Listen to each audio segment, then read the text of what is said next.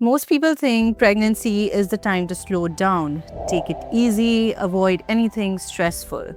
But what if I told you what you do during pregnancy can literally shape your baby's body and brain before they're even born? And this idea isn't new. Have you heard the story from the Mahabharata where Abhimanyu learns how to break the Chakravyuh while still in his mother's womb?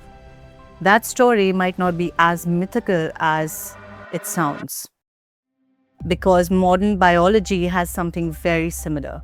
It's called epigenetics. And it basically means that what you do, your body, your habits, your environment can influence how your baby's genes express themselves. Not change the genes, but change how they behave. Now think about that for a second. That means during pregnancy, you're not just growing a baby, you are programming it. There was a study where pregnant women were split into two groups. One stayed mostly inactive, the other group did controlled strength training a few times a week. And the difference was clear.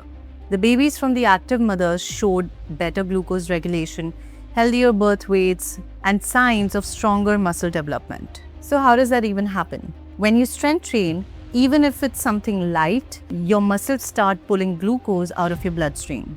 That improves your insulin sensitivity. And your blood glucose is your baby's environment.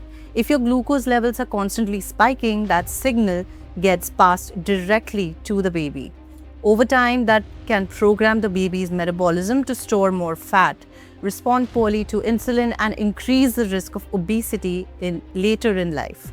So when you train, you're not just staying fit, you're stabilizing the entire metabolic environment your baby is developing in. And it doesn't stop there. Resistance training also increases blood flow and releases growth signals like IGF-1. That means more oxygen, more nutrients, better delivery to the baby. So now your baby isn't just growing, it's growing in a higher quality environment. But here's where people mess this up. They hear this and think, okay, I should train hard. No, that's where you can actually cause harm as well. Too much stress, pushing to exhaustion, overheating, holding your breath can spike cortisol and reduce oxygen delivery. That's not what we want. You're not training for performance over here. You're doing it for maintenance. You're sending signals and your body is passing those signals to your baby.